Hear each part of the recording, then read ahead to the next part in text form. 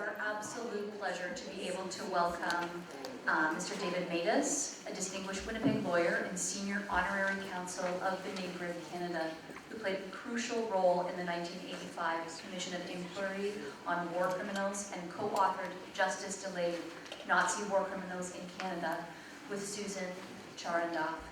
In 2008, he received the prestigious Order of Canada for his exceptional contributions in the field. This evening, he is joined with co-presidents from the Jewish Law Society, Shana Horvath, a second-year law student at the University of Ottawa. She is currently serving as the president of the Jewish Law Student Association. She was born and raised in Vancouver, BC, and was involved in the Jewish community there at UBC, where she did her undergrad. Jordan Geist is a third-year law student at the University of Ottawa. She grew up in the Ottawa Jewish community and has been an active leader in the community, facilitating Holocaust education programming for over a decade. In recognition of her leadership, she received the George Joseph Cooper Scholarship in 2022 and the Grossman Klein Team Leadership Award in 2016. Upon graduation, Jordan will be articling at Osler Hoskins and Harcourt in Toronto, focusing on technology law. Please join me in welcoming them.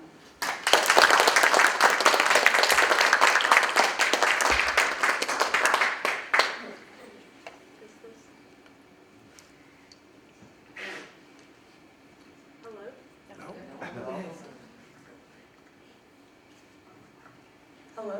Yes. Hi. Thank you so much for joining us today. I guess we'll kind of get right into it.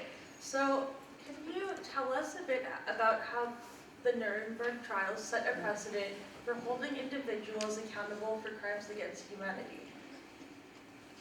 Well, I saw, in light of the fact that we're dealing with the events of October 7th and subsequent, I talked about the precedent in relation to those events in particular, because once you start talking about the events, the precedents in general, there's quite a lot. So, in terms of the events of October 7th and the attack of Hamas on Israel, and I look at Nuremberg, there's three things that strike me as precedential. One is the fact that when you look at Nuremberg, it wasn't just individuals who were prosecuted, it was organizations. The trial of the major war criminals charged 7 different organizations, and they weren't all found to be criminal organizations, but some of them were. And particularly, the SS was found to be a criminal organization. The SD was found to be a criminal organization. There was an exception for the SS for people who entered under duress. They didn't enter voluntarily, and who didn't do anything personally that was wrong. But for the people who didn't fit within those exceptions, they were war criminals simply because they were members of the organization. And that strikes me as relevant to Hamas, because it's possible, if there's a trial set up afterwards for what Hamas has done, then Hamas itself could be characterized as a criminal organization, that everybody who's a member of Hamas could be considered criminals simply because they're a member. Now, Hamas is a terrorist organization. It's listed as such in Canada and several other countries. And the Canadian courts have grappled with the issue of how you determine membership in a terrorist organization, because terrorist organizations don't have membership lists, and they don't sell membership cards. It's more amorphous than that. And the courts have dealt with that issue by saying that you really have to look at the commitment to the organization, the length of time involved, the extent of involvement. And if somebody's been involved with Hamas for a long time, or is strongly committed to their points of views, and or they've had important responsibilities within the organization, they can be considered members of the organization, and in the context of Nuremberg, they can be considered criminals, whether Hamas is considered a criminal organization, regardless of whether they themselves committed an individually criminal act. Another precedential value, I would say, of Nuremberg in the current context is the fact that the International Military Tribunal was not, although it was international, it wasn't all the countries of the world. It was 4 countries. It was the US, the UK, the USSR, and France.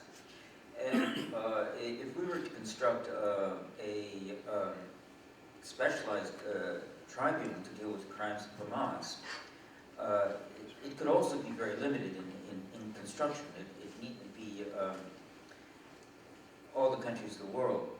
I should say that, I mean, I personally was in Rome for the negotiation for the Rome Treaty for the International Criminal Court. I was part of the Canadian delegation. And I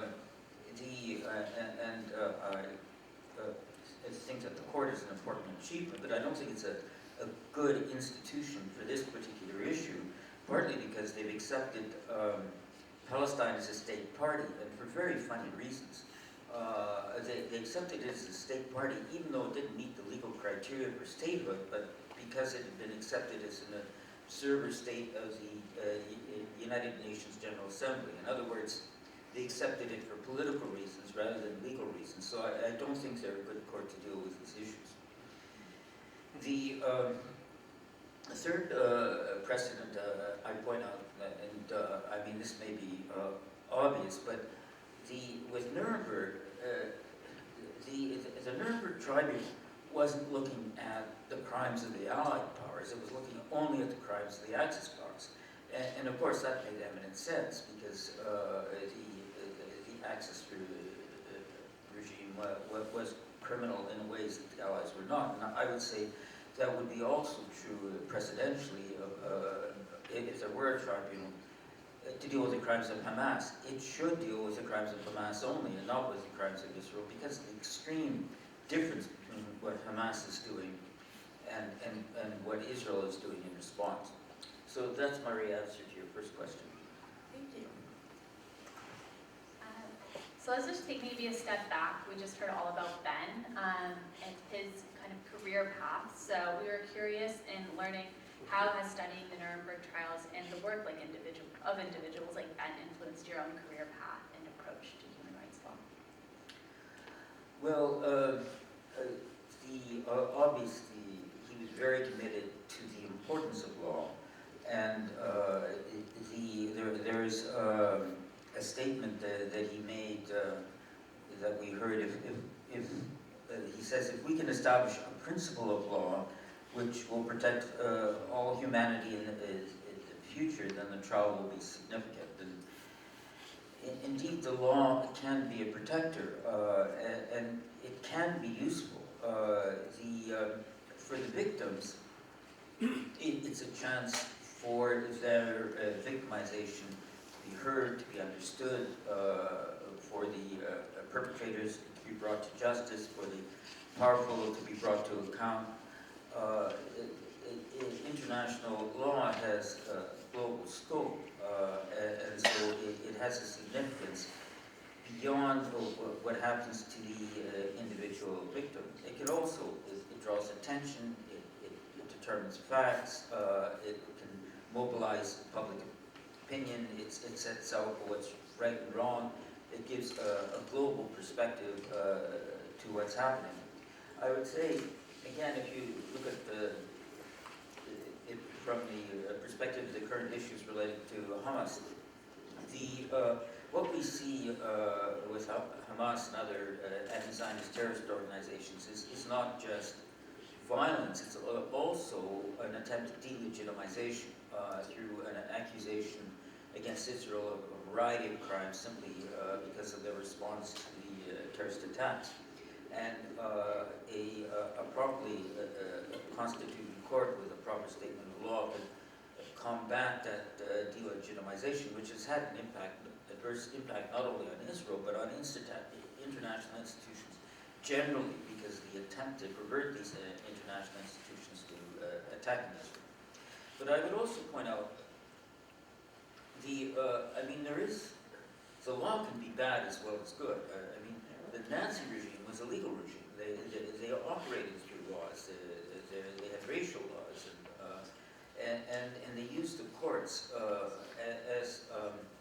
an oppressive mechanism. And well, in the film they talked about the 12 various trials beyond the International Military Tribunal trial, and one of them was a trial that dealt with the judges and the lawyers. There was a number of judges put in trial. One of them was Oscar Rodak, and there was a film about him, which the movie mentioned, Justice at Nuremberg, and he was prosecuted for what he did at the trial. At one of his trials, where he found a Jewish person guilty for having sex with a non-Jewish person in violation of the Nuremberg laws, and the person that he found guilty was sentenced to death and then executed. So what the Nuremberg trial said was that the manner in which the law had been perverted, what was itself significant. Rodak, in defense, he said, that he didn't kill that many people in his courts. That it was just because of the injustice that it was that it was just a few people killed. But they said that the number wasn't that significant. What was significant was the perversion of the law, where people come to expect justice and when getting it. So I think that Nuremberg is a good precedent, not only pointing out for the use of law, but also pointing out the perversion and abuse of law. And I know that you mentioned that you were involved with the Rome Convention. Would you say there was a particular case or incident that has had the most profound impact on you throughout your career? Well, yes, of course. I would say what's impacted me most is the Holocaust. I mean, my four grandparents came to Canada before World War I, and I personally wasn't impacted by the Holocaust, and if I had any relatives lost in the Holocaust, I never even knew they existed. But I realized, before I was 10, that but for the fact that the Allied powers won World War II rather than the Axis powers, which was just the vagaries of war, neither I nor any other Jewish person would be alive today. And so I became convinced from that realization from a very early age of the need to do something about that. And so I've been focused on what could be done as a result of the Holocaust, and what I've been trying to do is learn lessons from the Holocaust and try to act on them, protecting refugees, bringing perpetrators to justice, standing up for human rights or against human rights violations everywhere, combating hate speech, and that's really been the substance of my career. So we've talked a lot about kind of the legacy of the Nuremberg trials, as did the film. And the film kind of leaves you on a cliffhanger of how it continues to shape global responses to mass tragedies. So that's the question. In your opinion, how do these principles of the Nuremberg trials continue to shape global responses to mass tragedies? Well, I would say the response has been fitful. It was sort of jumped over in the film, but the Nuremberg trials ended prematurely when they were halfway through the docket.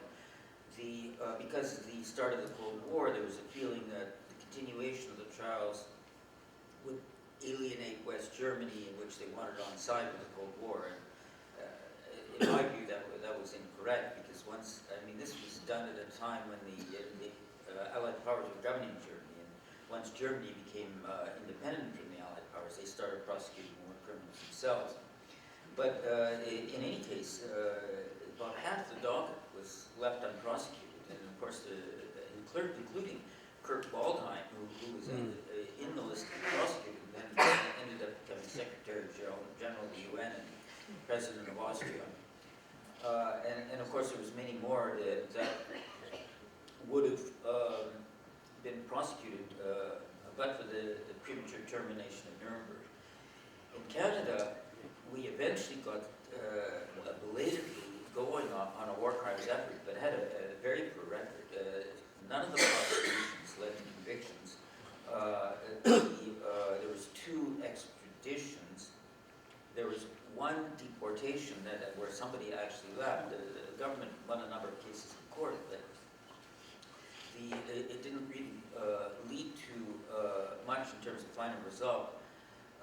The case of Helmut Oberleiter is a particularly good example of how bad the system was. The movie talked about the Einsatzgruppe. Helmut Oberleiter was the only person in the Einsatzgruppe who got to North America. He was an interpreter for the Einsatzgruppe.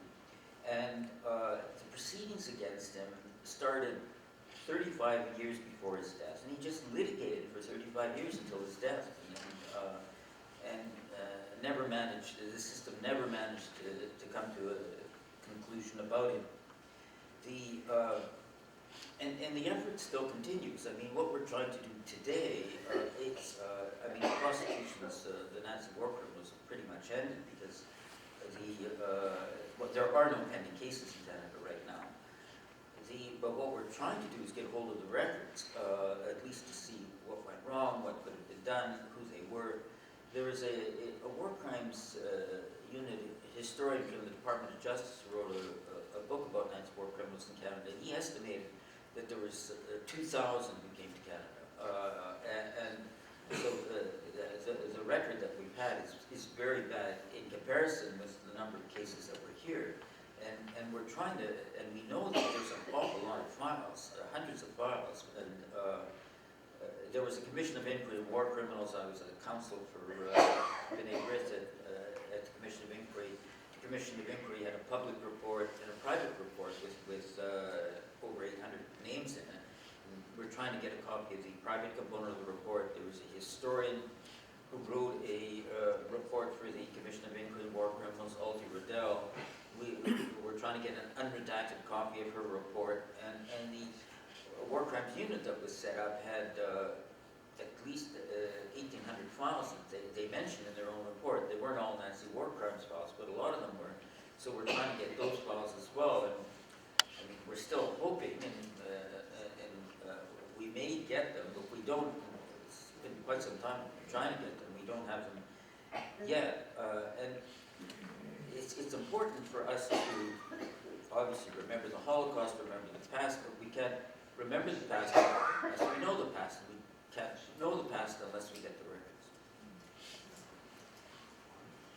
So I know that the Nuremberg Trials has left a lasting legacy on today's day and age and law, and I guess I just wanted to know, with everything going on right now in the digital age, there's been a lot of hate speech and anti-Semitism online.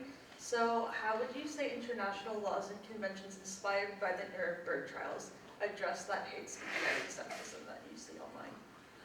Well, there is, in fact, a Council of Europe Convention on Cybercrime with a protocol that deals with hate speech. And Canada has signed and ratified the Convention on Cybercrime. It's signed the protocol on hate speech, but it has not ratified it.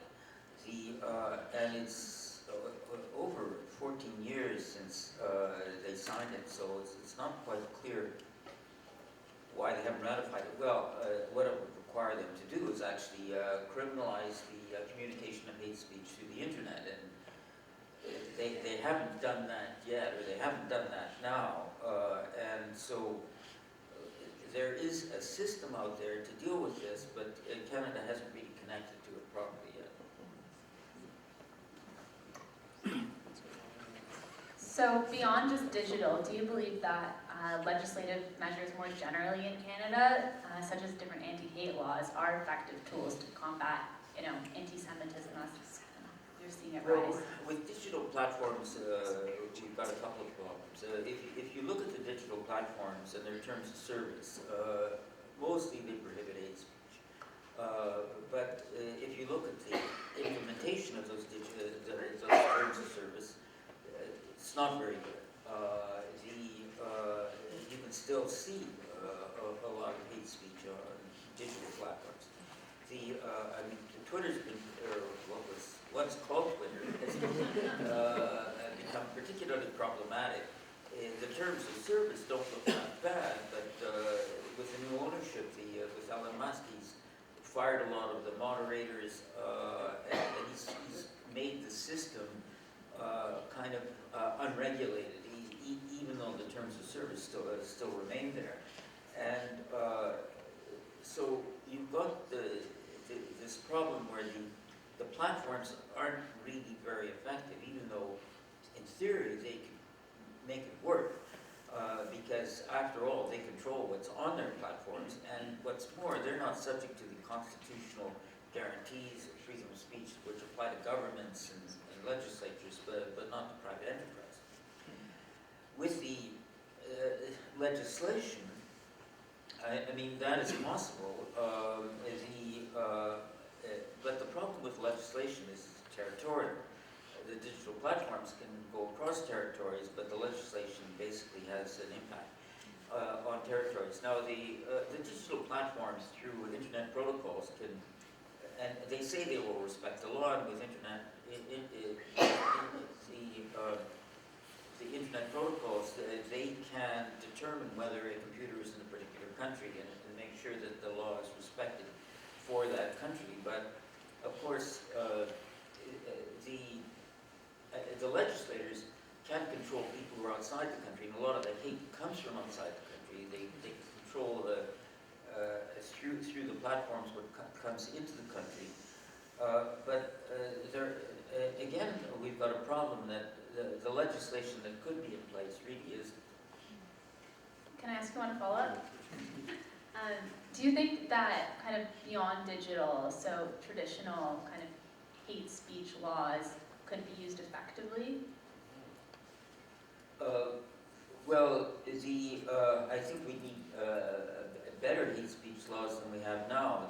I mean, we've got something in the criminal code, but we used to have something in the Canadian Human Rights Act about hate on the internet, and then it was taken away.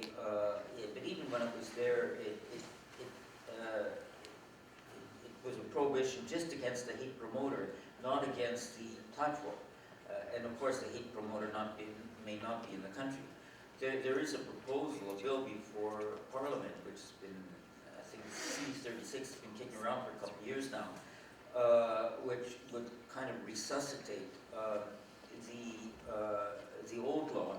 I mean, the old law was partly a problem because it was too easy to invoke, and you got a lot of people just who didn't agree with what they saw on the internet and tried to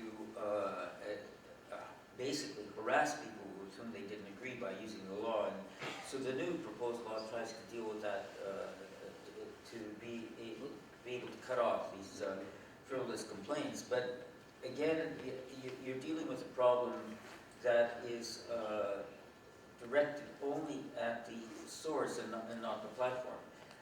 What we really need is a law that deals with platforms, and there are such laws in France and Germany, but they're not very widespread, and they're not part of this cyber crime protocol. So that's really something that needs to be developed. Okay, thank you. I know that a lot of people kind of mask hate speech behind freedom of speech. They use it as a justification. So I was wondering how nations would be able to balance freedom of speech with the need to curb hate speech that targets Jewish communities in particular. Well, I mean, when you're dealing with human rights, you've got a whole list of different human rights. And it often, I mean, sometimes the issue is rights versus wrong, but often it's a matter of one right versus another right. And it doesn't just happen with freedom of speech versus freedom from inciting to hatred. To take another example, I mean, sometimes you get court cases where there's a right to privacy as opposed to the right to public to know what's going on. And generally, when you've got different rights competing against each other, they have to be balanced off against each other. And the way the balance works is you look at what's the greater harm.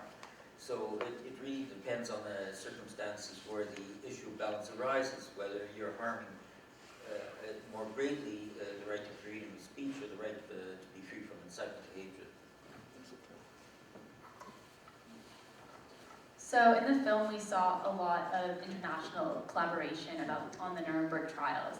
So how can international collaboration similar to that be used to foster and address rising anti-Semitism now? Well, I think the Council of Europe cybercrime protocol on hate speech is a way of doing it, because it's built into that protocol that there should be that collaboration. After all, I mean, there's going to be meetings with the states parties. They'll be talking about how to implement it. They'll be talking about how to interpret it. They'll be talking about amendments. Canada is an observer state to the Council of Europe, which means that they can sign any Council of Europe treaty without asking for permission. It's just, and they have, as I said, signed this particular treaty. They just haven't ratified it. And I mean, they don't need to sign or ratify the treaty to enact the necessary legislation. Canada can do that on its own. But the advantage of getting into the treaty is you become part of a group that's working, states that are working together on this issue. And that strikes me. I mean, the forum is there, so Canada should be joining it. Thank you.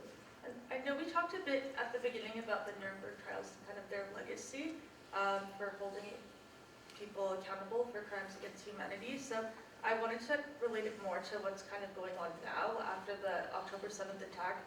So how can we leverage the legacy for the Nuremberg Trials to inform and guide the pursuit of justice for the victims of those attacks on October 7th? Well, I mean, we could, of course, be prosecuting individuals. We could be prosecuting Hamas as an organization. I mean, one of the problems we see, it's not just the attacks themselves, as horrible as they are. There's all this massive propaganda around them, which is actively misleading. And we see it in Canada, and it's generating anti-Semitism, anti-Semitic incidents. And one facet of the Nuremberg Trials that's particularly relevant is the prosecution of Julius Streicher. Streicher was the editor of Der Stürmer, which was a Nazi anti-Semitic publication. He was prosecuted, convicted, sentenced to death, executed, just for what he wrote and said. Didn't pick up a gun, wasn't involved in any armed warfare.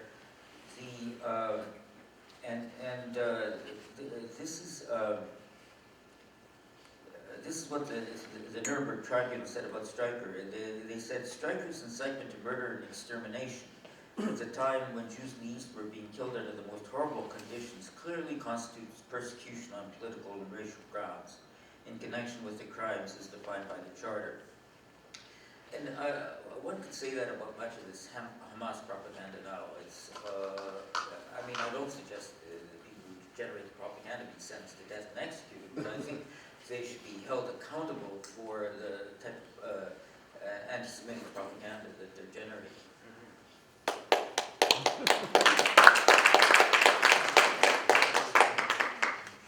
Can I ask a follow-up to that? Do you think, do you have a vision for what that might look like? Would it be through kind of a similar international court case? Well, as I was mentioning earlier, with Nuremberg, we didn't have all the countries of the world. It was just 4. And there have been a number of ad hoc tribunals within the international system. I mean, there was Rwanda, the criminal tribunal for Rwanda, and a criminal tribunal for the former Yugoslavia. They were both set up by the Security Council before the International Criminal Court. But there's also been a number of hybrid tribunals, which have been for East Timor, for Lebanon, for Sierra Leone, and for Kosovo, where you get, for Cambodia, where you get a combination of local judges and international judges, but it doesn't involve the whole international community. And I could see, I mean, what would make most sense to me in the context of if one can assume or hope that Hamas eventually gets eradicated and defeated, that should not be the end of the matter. There should still be a justice effort. And it strikes me that it would be more justice effort, something like the International Military Tribunal or these more recent hybrid courts where you've got Israel plus some other international, other members of the international community, not the whole international community, but maybe 3 or 4 others that would come together to bring the perpetrators to justice. Okay, thank you for indulging my ad hoc questions. So one last one for you. We've all been dealing with a huge emotional toll these past few weeks. So obviously you have a great emotional toll in your own work. So we're wondering, how do you handle that when it comes to investigating and confronting these grave human rights abuses? Well, I mean, because I've been involved in this effort of dealing with mass atrocities for so long, more or less all my professional career, what I see is a lot of people come and go, a lot of turnover, a lot of burnout, and it strikes me that a lot of it is just unrealistic expectations that the problem's going to go away, but it doesn't. Of course, it just keeps on resurfacing in different places in different ways, and I think that's particularly true of anti-Semitism. I mean, anti-Semitism has been existing since prehistoric times, and it survived the Holocaust. So, I think. I mean, in any particular country, in any particular location, the problem may be resolved, it may go away, but then it pops up somewhere else. And so I think we have to have realistic expectations. And I think if we get into human rights with a belief that it's going to be totally eradicated, we're bound to be everywhere all at once. We're going to be disappointed. And so I think the way to be effective is to have limited expectations that the efforts that we make are not going to completely remove the problem, but maybe make it not as bad as it otherwise would have been. I think our efforts have to be one of mitigation, and I think that's a more realistic expectation. Thank you, Shane.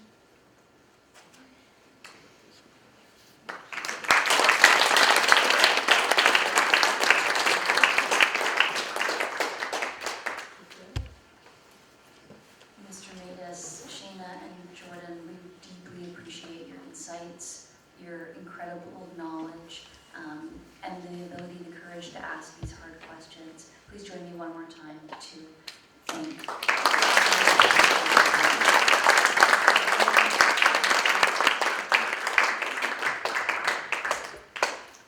While this is not a custom of the Shoah committee, we would like at this time to close with Hatikva.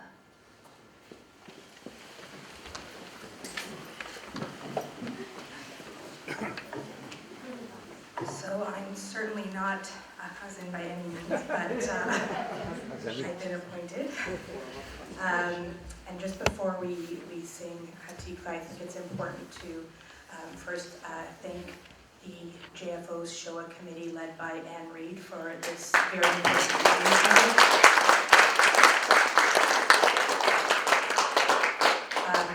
And in the words of Rabbi Sher, these are the most difficult times that certainly I've ever lived in, and I think most of us never expected to experience.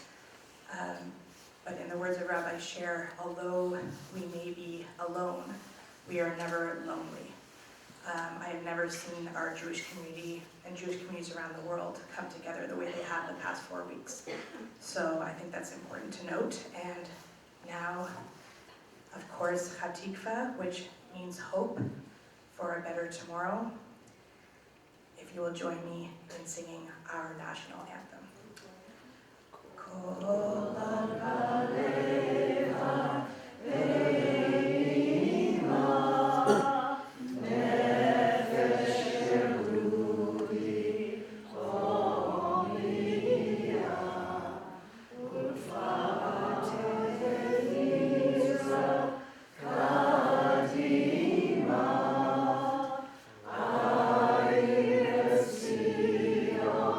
so